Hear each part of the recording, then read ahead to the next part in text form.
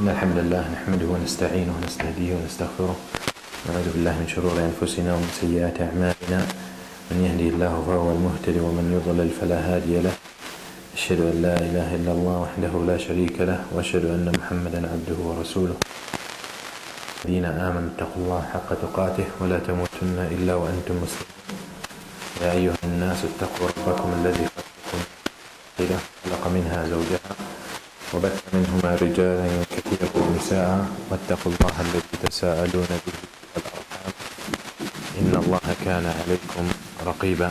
أما بعد فإن أصدق الحديث كتاب الله خير الهدي هدي محمد صلى الله عليه وسلم شر الأمور محدثاتها كل محدثة بدعة كل بدعة ضلالة كل ضلالة في النار. All praise be to Allah, the King of the world, the Master of the Day of Judgment.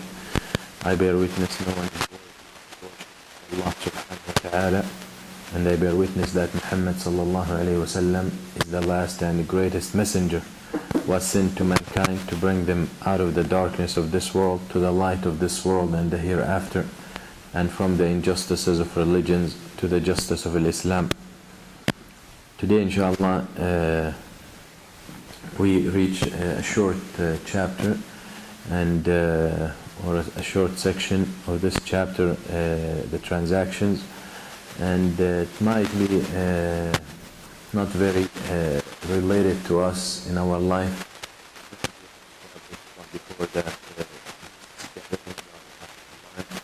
and to seek knowledge, so as we go upon the book, and we are going in order, so we will come and we will talk about this point, inshallah. And it's very important to know how detailing this religion is and how accurate it is with its information to unite society.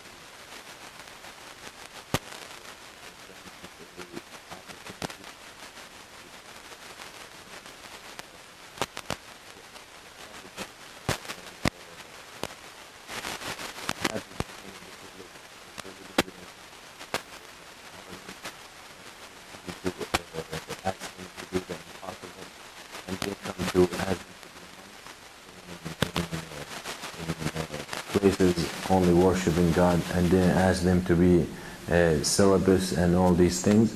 It came to regulate people's lives to the smallest of the details and critical points. So today we will talk about Bab Ihya al-Mawat. Babu Ihya al-Mawat. Ihya al-Mawat. This section of the book talks about reviving a dead land. Reviving a dead land. Taking a piece of land that is dead, that has no benefit, that's not producing anything, that's it's not helping anyone, and turn it into beneficial land. And that's something, even in this country, they have such laws. They call it the squatters' rights. The squatters' rights, or adverse possession. What the exact law, I'm not very familiar, but it's if someone claims a house or a piece of land or a property and lives in it for a certain time or a certain period of time, take care of it, then after this X amount of time, based on the state, it becomes his. Okay, that's the squatter rights. Islam came to regulate this. Islam invites to this. Okay, and we will see, but with details and with regulations. Okay, with details and regulations. قال المصنف رحمه الله: باب إحياء الموات وهي الأرض الداثرة التي لا يعرف لها مالك فمن أحياها ملكها لقول رسول الله صلى الله عليه وسلم: من أحيا أرضا ميتة فهي له وإحياؤها عمارتها بما تتهيأ به لما يراد منها كالتحويط عليه وسوق الماء إليها إن أرادها للزرع قلع أشجارها وأحجارها من غرسها وزرعها وإن حفر فيها بئرة فوصل إلى الماء ملك حريمه وهو 50 ذراعا من كل جانب إن كانت عادية وحريم البئر البديء 25 ذراعا. So إحياء الموات is to take a piece of land that is of no use and turn it into useful land, into something that a human being can benefit from. As a result, it becomes yours. It wasn't yours before. As a result, it becomes yours. So here, Ibn Qudama rahimahullah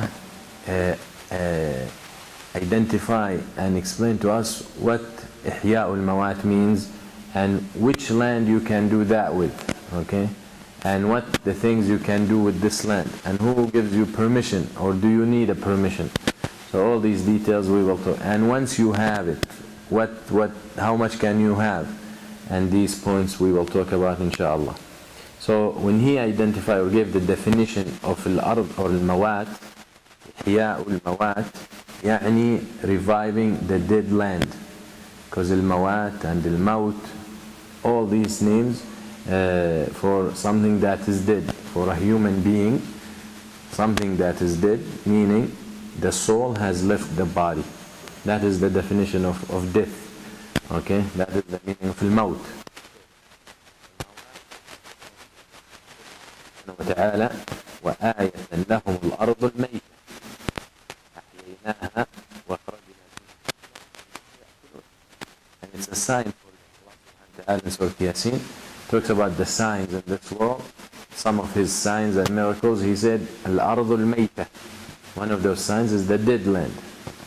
Dead land means that land that doesn't have anything, doesn't have fruits in it, doesn't have water in it, doesn't have any benefit. It's sand maybe, or it's clear land that no benefit to anything.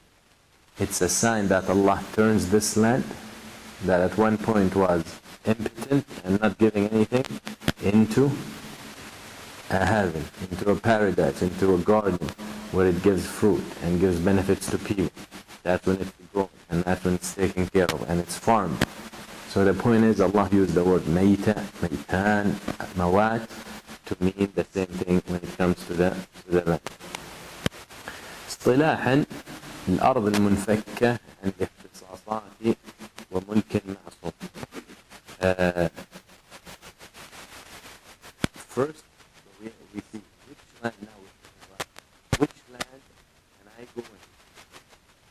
Okay, sit in, do something in. As a result, it becomes mine. Which land? What kind of land is that? Now, when we're talking about reviving a land and making it useful, that means first it wasn't useful. Second, I did not buy it, because it's about buying it, and we're not talking, this is not our job. Here we're talking about a person finds a piece of land, he decides to go, his time, his effort, whatever, and he never bought it. Once he developed into it, whatever we're going to talk about, it becomes his. That's what we are talking about. We want to know what kind of land and when does it become my own? All these things. So when we talk about this kind of land, it refers to first, it has to be separated from any اختصاصات. يعني they will use the word اختصاصات in the specialties, but it's not of any use, or it's not being used by anyone. Okay? I'm going to someone and taking his land. Here we're mainly talking about land that belongs to the Muslim, the government.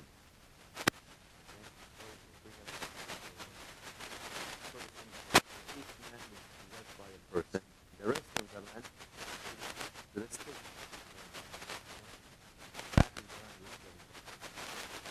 Now, the land services to them, and they can have nothing. So if they have services to them, meaning there is plumbing in this land, there is no building, but there is plumbing, sewage system, or this land is used, let's say, as where people go in Eid and they pray there, as the sunnah to pray outside the city. this piece of land is designated for this services, then the person is not allowed to go and invest. You cannot go and sit there and say, now I want to revive this piece of land. Because very much it's already revived. It has a sewer system, it has electricity to it, it has water to it. If it's being used by the state, by the people, and people already understand. When you talk about praying Eid, they know it's X land, then you cannot invest in this. You cannot go and revive this land. Okay, so that's the first condition. So here we are talking about a land first, got to be way away or away from the borders of out there, in the wild, or not in the wild, but very close to it, outside on control, for example, somewhere where people are not doing it, somewhere where the outline of the state was not developed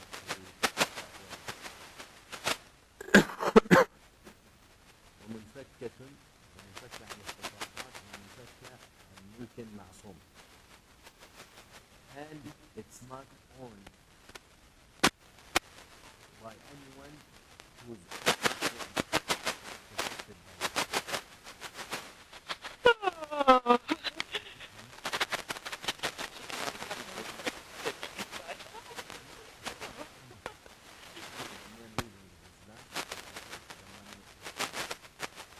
Someone owns a piece of land, okay?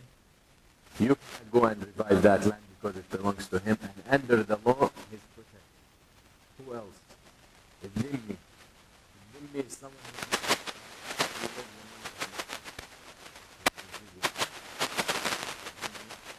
not Muslim, but live with the Muslim. So you as a Muslim say, no, I want to revive this land, and you go and you see, this land is for a Christian. It's not a big deal. Now the disbelievers to us, the disbelievers,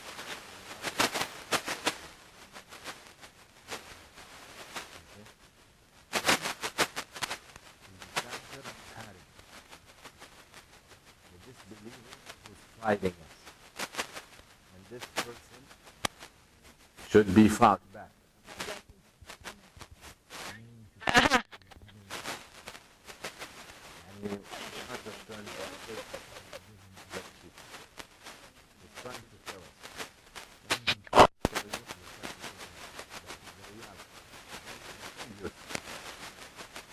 That's the first type. And those are the only ones that we are allowed to fight. Those who fight us. Those who declare war on us. Those who carry weapons towards us. Or point their weapons toward us.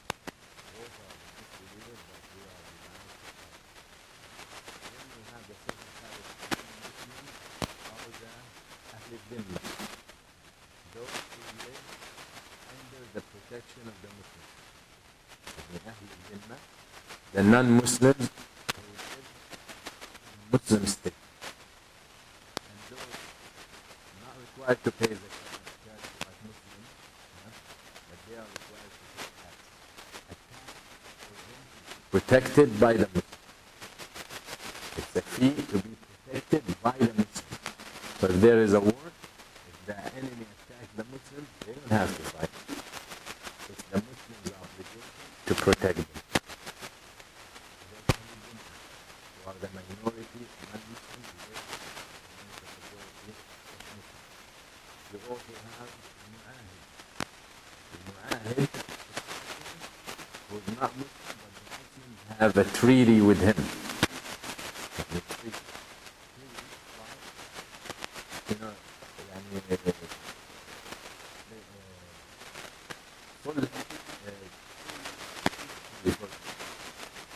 the Muslims establish a peace treaty with the non-Muslims.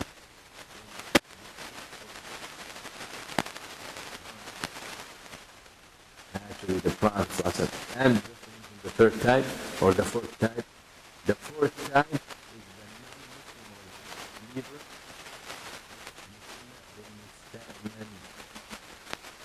مستأمن يعني you as a Muslim gave him safety.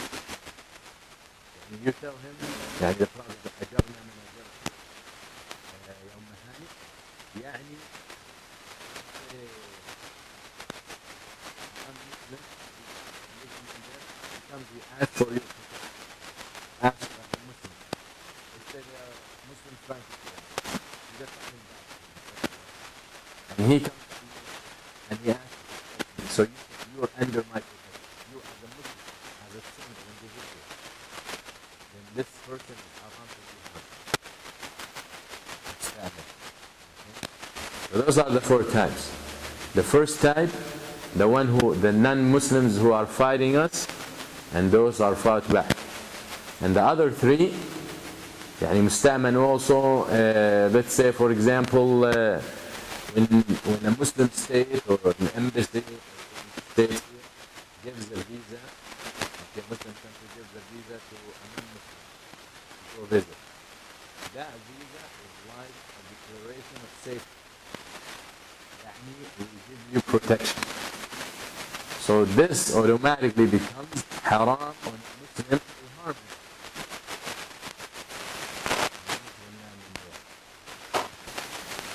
Alright? As a result, the Prophet said, whoever kills someone who is under the protection, one is or someone giving that protection, the Prophet said, will not, that the Muslim killing one of those, will not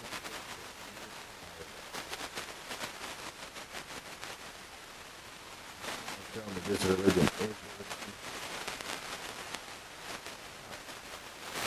On the other hand, those who chant and sing and claim for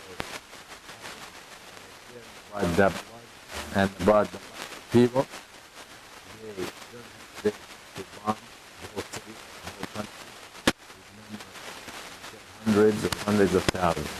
They don't hesitate to starve the whole nation. They don't hesitate to kill a million children in Iraq. Diseases and starvation because they can't get medicine. And Islam doesn't call for it. Islam respects the human life. I mean, they call the Muslims and all, we can't get enough of it as terrorists. All over the world, any place,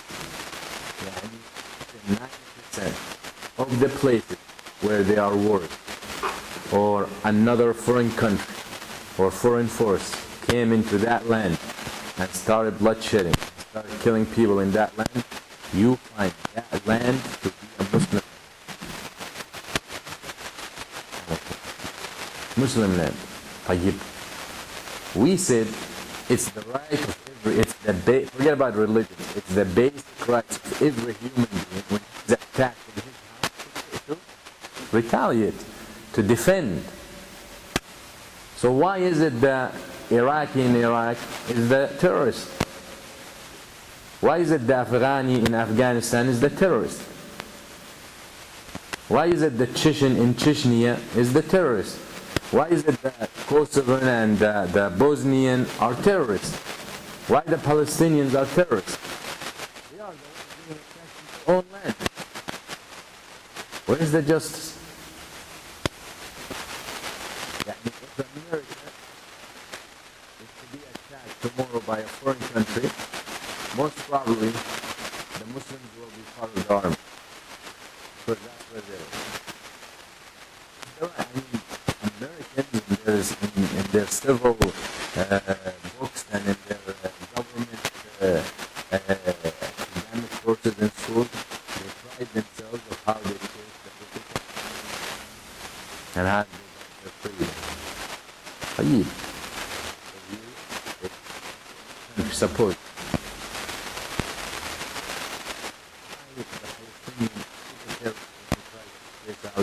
The Jews out of his own country.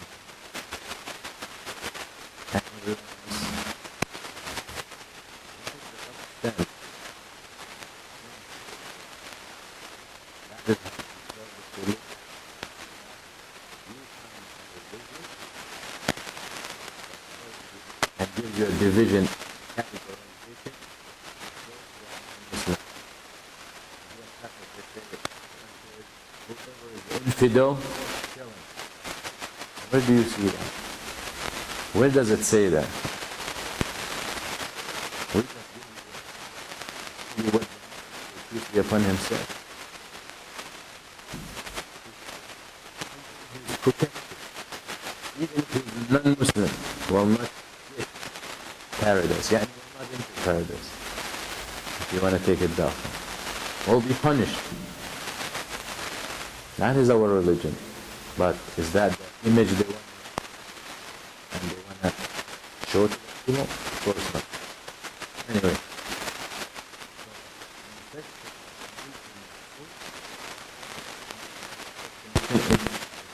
Did not reach that land. That land is not ready for certain services or usage. The second condition is to be owned by someone. His ownership is protected and respected. And those are a Muslim and non-Muslim who's one of Ahl al-Jannah, the minority who lives amongst the Muslims, or someone who is given the protection. Can we say also land that is owned by someone who is fighting the Muslims? Of course not. That means he took it by force. By force. So I have the right to give him that. يعني owned by someone whose ownership is respected and protected by the Islamic law. والأصل the دليل that you can do إحياء الموات, or you can do the service to yourself and to the society by reviving a dead land and bringing usage to a dead land, dead piece of land, is a hadith, is the sunnah of the Prophet sallallahu alaihi wasallam. Hadith Aisha al-Bukhari, يقول النبي صلى الله عليه وسلم: من عمر أرضا ليست لأحد فهو أحق. Whoever builds a land that doesn't belong to anyone. عمر يعني revive. Make no use into use, into benefit, bring benefit. In a land like that of no use to a use, then he is the worthiest of it.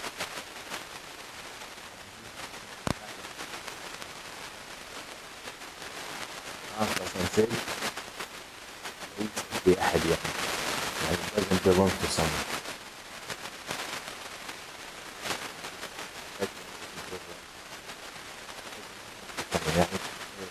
You know what? I grew up.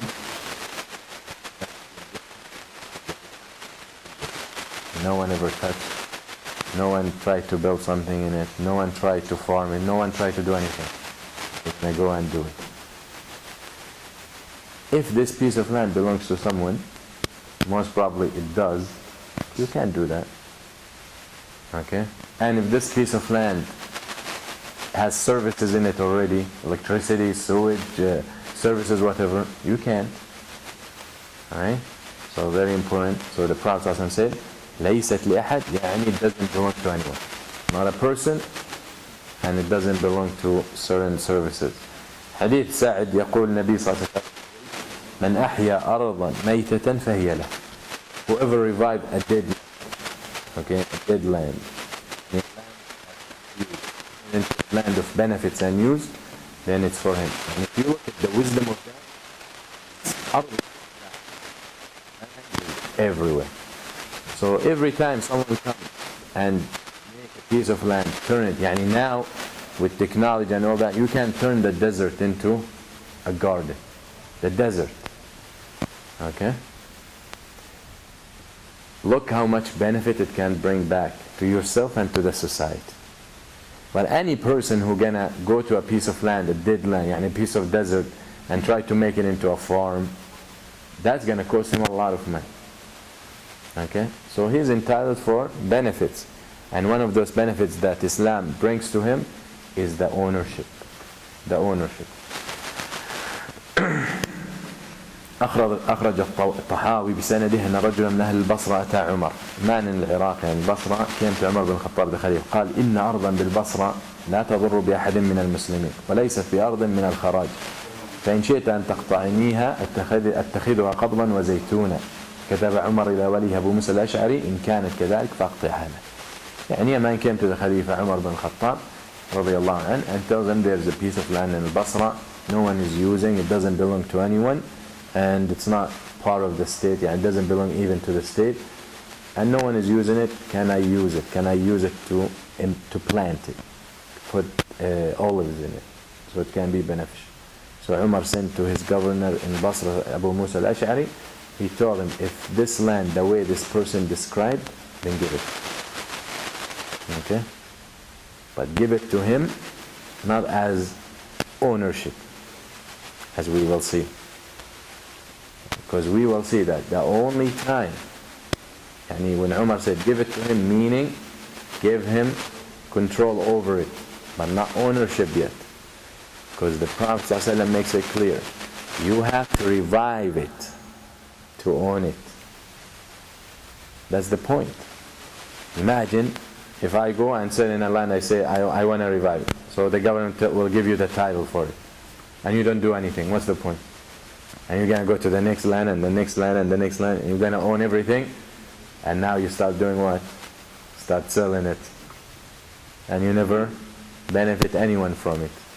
They could have got it for free. Alright? So the detail. And we will see that inshallah. Now, إحياء المواد هل يشترط له إذن الإمام أو لا يشترط؟ يعني هل إحياء المواد خرج مخرج التشريع أم خرج مخرج الإذن؟ Now, if I want to go to a piece of land, let's say this piece of land met all the conditions we talked about, that I can have access to it to revive it, so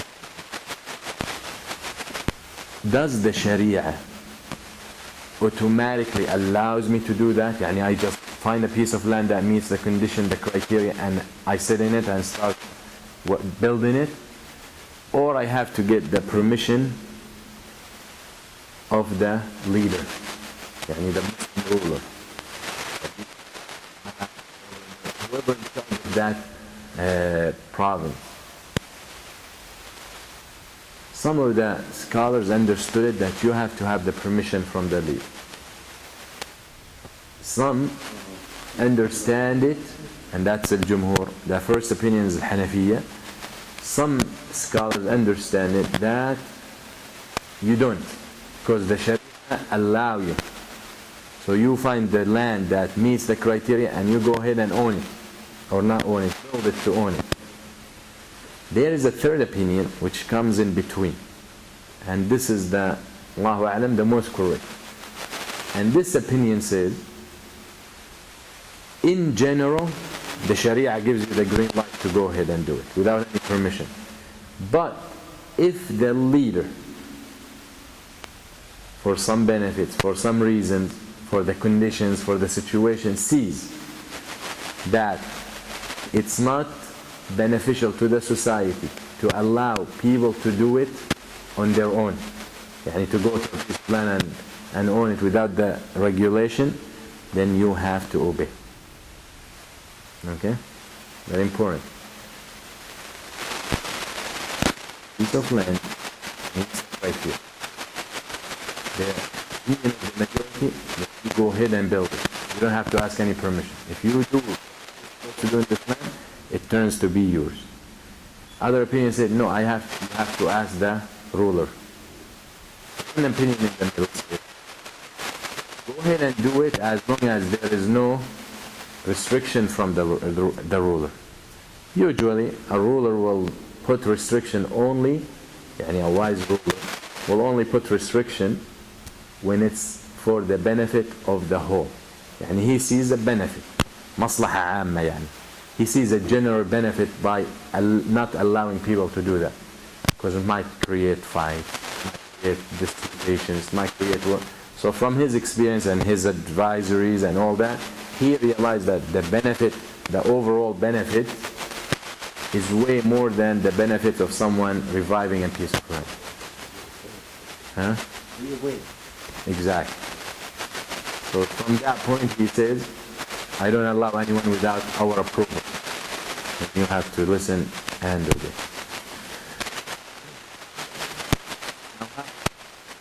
What we consider المواد. يعني I come to a piece of land, داثرة, dead land, and I try to revive it. What do I do in it? So we can look at it and say, he did revive it, so and we give him ownership. You have to do something in it. لما تتهيأ به لما يراد منه. Okay? Clear. We're talking about a piece of dead land to turn it into a new condition that fulfills the purpose. يعني you come to a piece of land,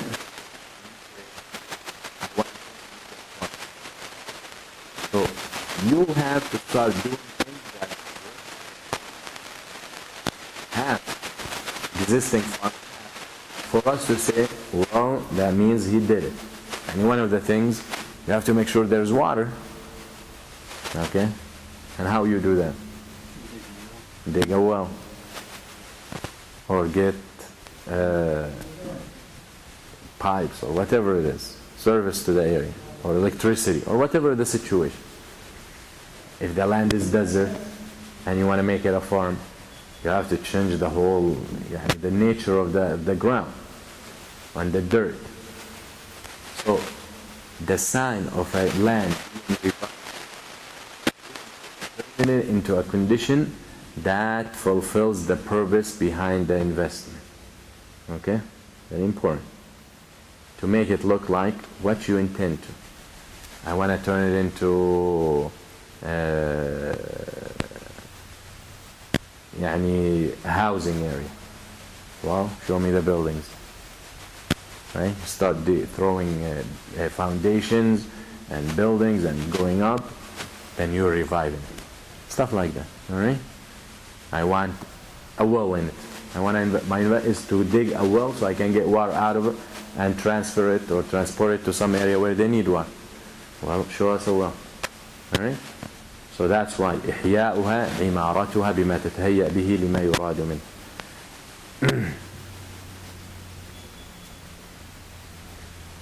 Some of the examples he mentioned كالتحويط عليها. One of the signs also is to build a wall around this land. Okay? To build a wall around the specific land that you want. قول النبي صلى الله عليه وسلم in a sound hadith من أحاط حائطا على أرض فهي له. Whoever builds a wall around a piece of land, then it becomes his. Okay? Because that means he's serious. Investing in a wall. And when we say a wall, that doesn't mean a wire, okay, or a fence. We're talking about a wall. Alright? Doesn't mean a post. This is the land that's going through a sign. No, a wall is a wall. Or putting small rocks around it, doesn't. وإذا حفر في البئر, if he digs a well in a piece of land. Now another reason that this land can turn into yours. Another side, you dig a well. Once you reach the water, it becomes yours. As long as there is no water, it's not yours. But you're the most worthy of it. If there's disputation, you'll get it. Okay, you're more entitled because you started digging. But as long as there is no water in the well, you cannot ask for the ownership of this land. Okay? Very important. Also, he did not dig a well, but he managed to get water to it. Pipes, irrigation system, whatever it is, if you manage to do that, it becomes yours as well. قال المؤلف كالتحويط عليها وسوق الماء إليها إن أرادها للزرع لأشجارها وأحجارها المانع من غرسها وزرعها. Putting the wall bringing water to it, or like the well, or taking off, يعني doing cleanup of the area. There is some kind of trees that prevent you from planting and farming this piece of land, so you remove these trees, you remove the grass and the bushes and all that behind it. That is a sign that you want this land becomes. Now these are some examples, but really the rule when it comes to that is العرف. العرف يعني the custom, because every area has different customs. So we cannot say only this thing. If you see one of those, then we're going to give you the ownership. No. In general, every area has its own customs. Yani some areas, if someone builds a wall, that's enough. Some areas, maybe if he puts a sign, that's enough. Some areas, so it depends on the area. So we say, what determines if you have the right to the ownership of this land that you revived? How do we tell? Based on the customs. Based on the urf. Yani you come to an area and you come from an area where you have to have a will for this land to be owned by you, but you come to an area, they don't understand that you have to have a will. They just understand if you build a tent and you start living in that land, then this is the right for those people, the tent. Alright? So because Islam did not come to talk about the details, but whatever the religion did not put limits, then we go to the customs. Okay? Not the customs like the airport. Customs. وَأْمُرْ بِالْعُرْفِ. Okay? We go to the customs. What are people accustomed to? What people accept? What is accepted by the majority of people? As long as there is no violation of the principles of the religion, then that is what we refer to, and that's what we go back to.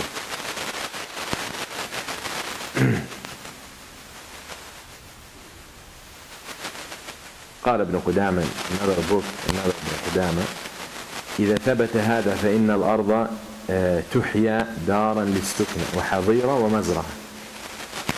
So he said, based on العرف, any land can be turned or can be revived either by turning into a farm, turning into a house, like a place of residence, or turning into a barn to raise animals. Okay? So if you can't manage to turn it into one of those, then that's a sign of reviving the land when you become entitled for the ownership. So we'll continue inshallah after Salah. وبعد بسم الله والصلاة والسلام على رسول الله وعلى آله وصحبه ومن والاه. قال المؤلف, proceed inshallah, وإن حفر فيه, يعني في الأرض المواد. If this person who wants to invest in this land or revive it, if he حفر فيه, if he dig in it, يعني a well, if he digs in this land a well, بئرا فوصل إلى الماء ملك حريمة. So if he digs a well in this land and reaches the water, يعني this well contains water now in it, ملك حريمة, يعني حريم الشيء, everything that goes along with the thing, it's called حريم. Okay? حريمة, يعني for that well, it contains the well and everything around it. Everything that is along or goes along with the well belongs to the person who digs the well. Okay? It's very important. That is حريمة. يعني common term is حرم الجامعي. حرم الجامعي, يعني everything, the campus. Alright? Same thing here. When we talk about wells are divided into three types. Okay? Because this Malaka Harima, he owns what goes along with the well, that is based on the well. Okay? And that is determined in the Sharia, some weak hadith, but the fuqaha have accepted this hadith, determines how far from the well this person will own. Okay, because if you have a well, most probably you're having a well or you're digging a well So you can use it to water or irrigate the land around it that you plan to turn into a farm, or the trees you're planning to plant. So how far can he go by saying this well is mine? How far can he go in his well, in his wall? Yani saying this land belongs to me because I got a well in it. So how far can he go? Alright? The Sharia determined that. Okay? So the bir or the wells are divided in this context into three types, as the author rahimahullah said. البئر العادية. البئر العادية يعني نسبة إلى عاد. قوم عاد, who is the prophet of Ad? صالح. ثمود. صالح. وإلى عاد أخاهم ثمود. لا, صالح قوم ثمود. صالح. لا, صالح قوم ثمود. فمن قوم عاد؟ قوم من؟ أي رسول؟ عاد. Who is the prophet of Ad? ثمود. ثمود is شعيب مدين. وإلى عاد أخاهم.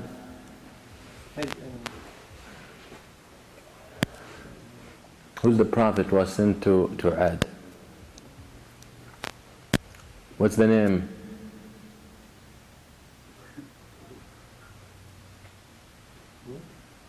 صح. Hud. Prophet Hud.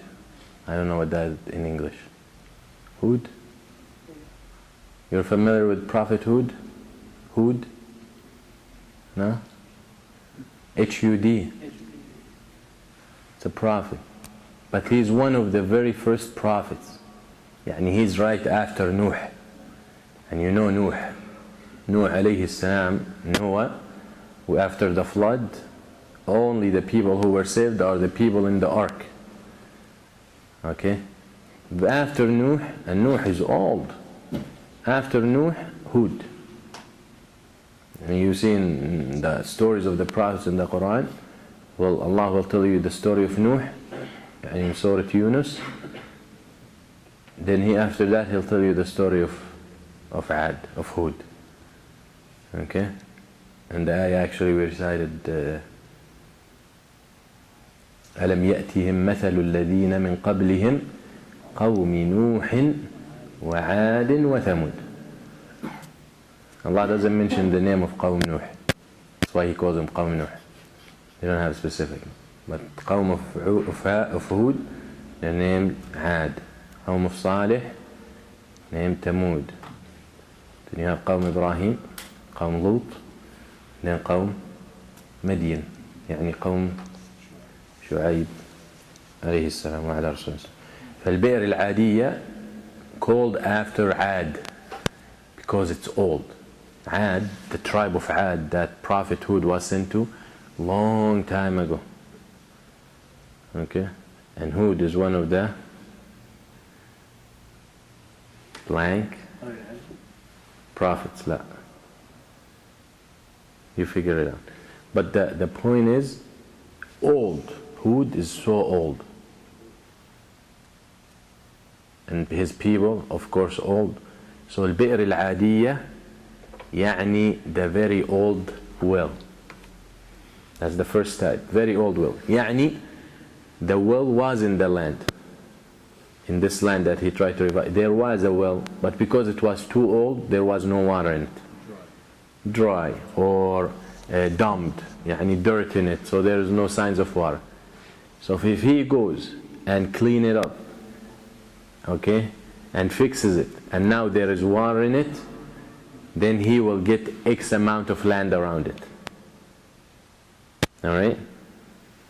So حريمها 50 ذراعا, 50 cubits, 50 arm length, يعني 50 cubits in every direction. Go from that to well, okay? And you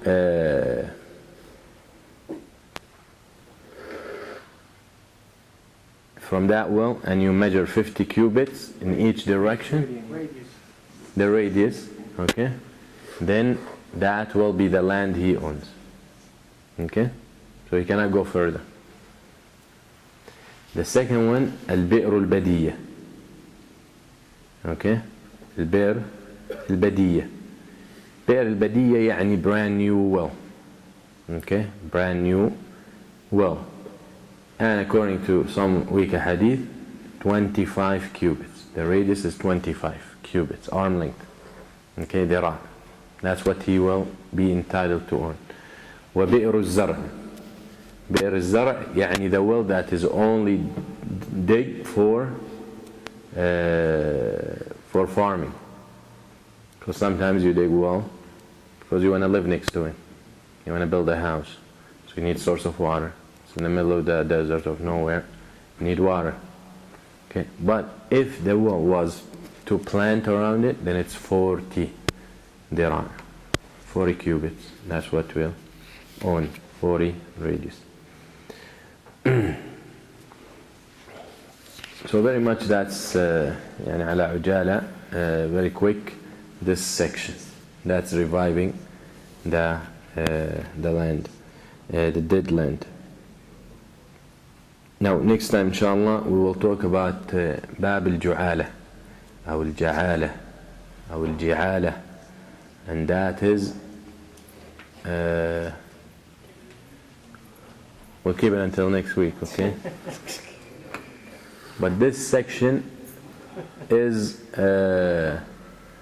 when you give a reward for someone for doing a service for you. Okay? يعني if you lost, let's say, your wallet, okay?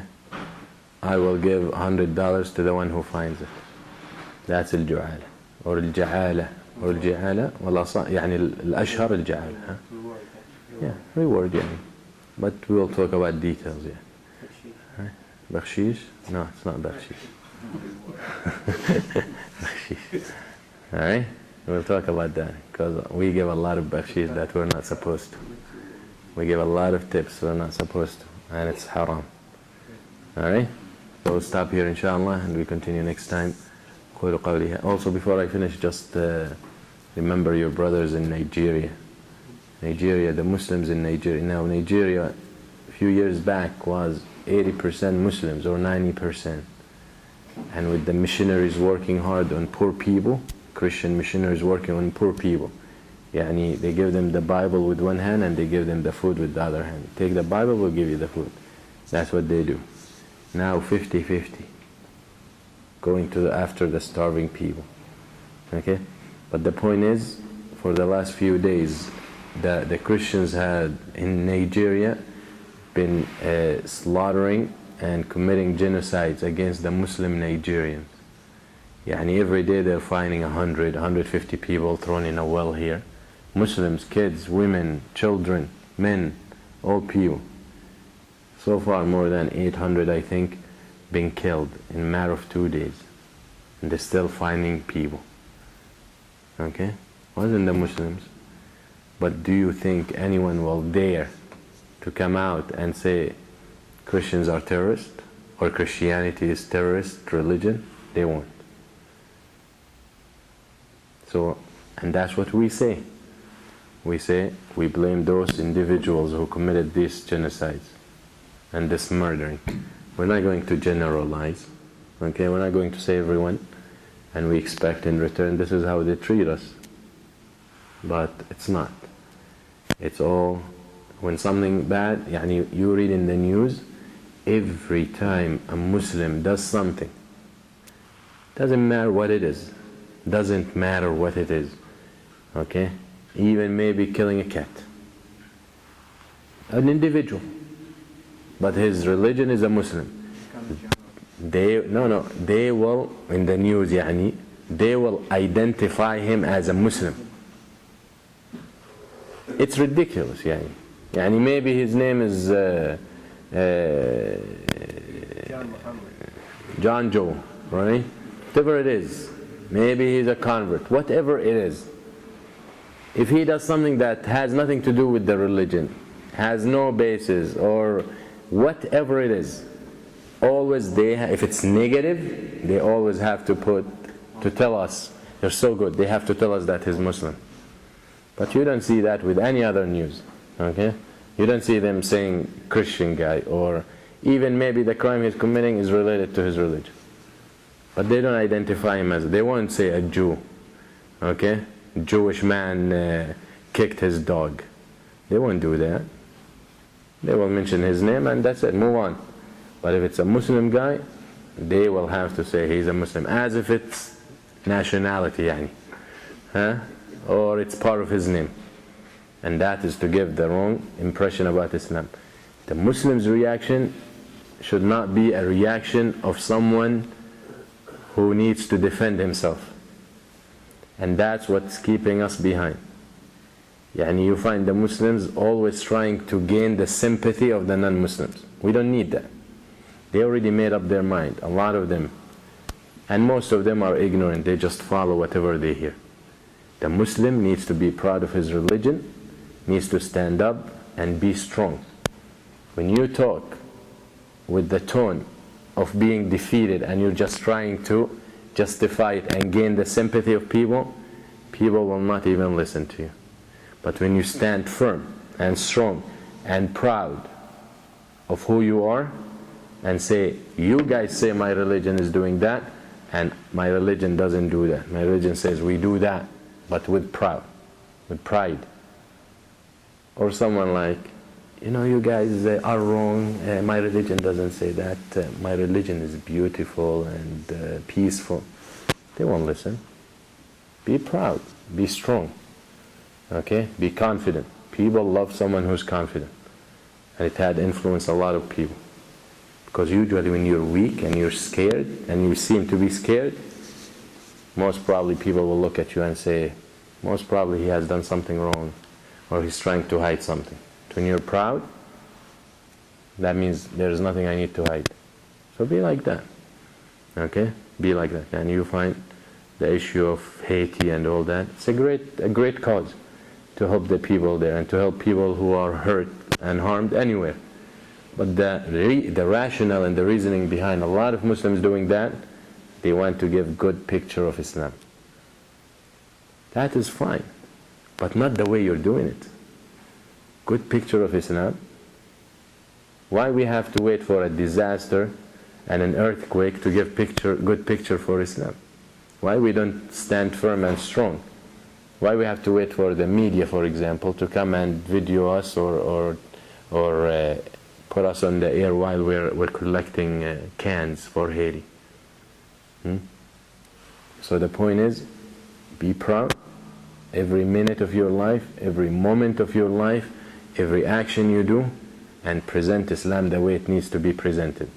And Islam, as much as it's a religion of peace, but it's a tough religion for those who go astray.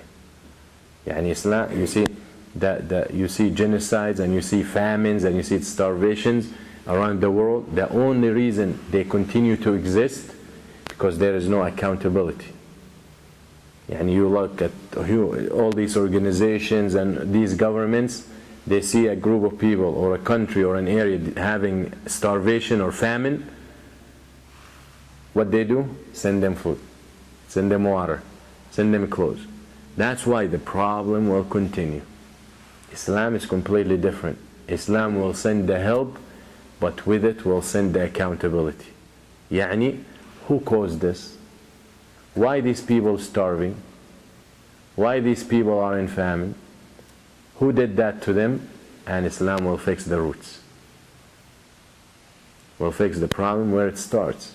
Not just fixing and treating the symptoms. Goes down to the disease. Because you can cure the symptoms with a couple of Advils. But the disease still inside there, killing and destroying. Islam says, let's look for the cause. And we treat that, then the symptoms will disappear. That's the religion of Islam. Other religions, they claim to be religions of love and peace and harmony. But we see when they are in power, for the last 100 years, look at the disasters that have taken place in the world. And they attack us and they say we're the terrorists. Well, let's see, in the last 100 years, how many people Muslims killed? How many people? And how many people, you guys, civilized world, worlds of human rights, world of principles, worlds who care about people's lives, world who claims that respect the human life, huh? How many people you killed? And how many people were killed in World War I or II? Just those wars. And in the last 100 years since the fall of the Ottoman Empire, you have more than 70 wars. 70 wars by the civilized world. Islam had nothing to do with it. And every war that Islam was dragged into, or Muslims I should say, first, most probably they did not fight under Islam, and second, they were dragged into it. Yani the British and the French occupied the Muslim lands, early this century, the last century. They go and they convince the Arabs to destroy the Ottoman Empire, and in the backstage, the French and the British are dividing the Muslim world. We take this, you take that. That's what they did. The French take Lebanon, we'll give you all these in North Africa. Okay, the British will take Jordan, take Palestine. Then the British will give Palestine to the Jews. That's what they did. Take Egypt, give this to Spain gets a share. The Italians get Libya. That's what the Portuguese. That's what they did. Muslims never do that. Muslim, when they conquer the land, to bring justice and peace. And those British and French, when they conquered the lands of the Muslims, they wanted them to forget their religion and their language and their cultures. So that is where that's why we need to be proud. Yani the Muslims, when they were in Spain for how many years? 800 years. Huh? 800. They brought يعني civilization. They built a civilization in that land. They brought knowledge. How did they come out? You all know what they call it, Mahakim al-Taftish, the Spanish Inquisition. Go read. Read how the Christians tortured the Muslims in Spain. How the Christians turned the Muslim mosques into barns and nightclubs. See how they used to have boxes where a box, human size, a body of a human, that's how big this box. They'll put the Muslim in it and they'll close it and leave him to die in it. That's what they did to the Muslims. Those are the Christians. Do we blame Christianity? We don't. It's those individuals.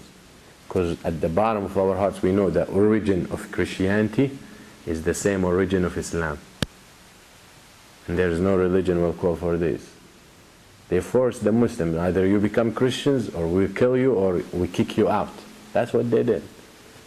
Even though you find a Jewish writer in Hebrew University saying the Jews never lived better life than the one they lived under the Muslims in Spain.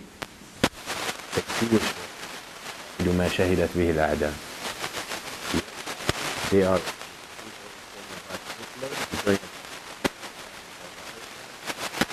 and Islam against that. Yet, they are the very first people to go to the Palestinians. He was tortured and chased out from his land by the Quraysh and the disbelievers in Mecca. When he came back, اذهبوا فأنتم الطلقاء. He forgave all of them. So he wrote that.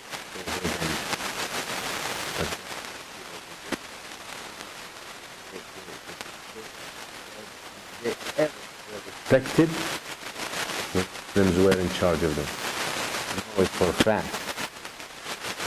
They were respected only when they were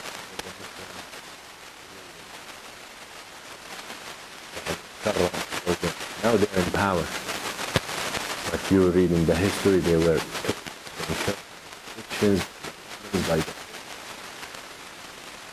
Only the Muslims who respected them. When they betrayed, so there is nothing to be ashamed of when it comes to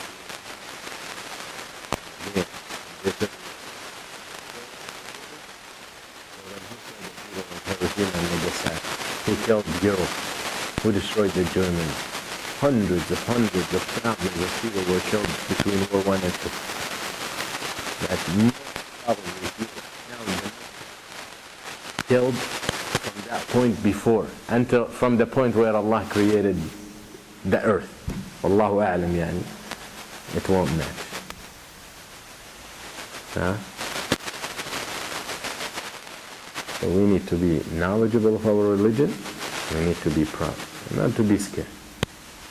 Okay? My Jannah is in my heart. That's what you believe. Your heaven is in your heart. So whatever they do to you in this world, they can't get to your heart. Alright? So be strong and be proud.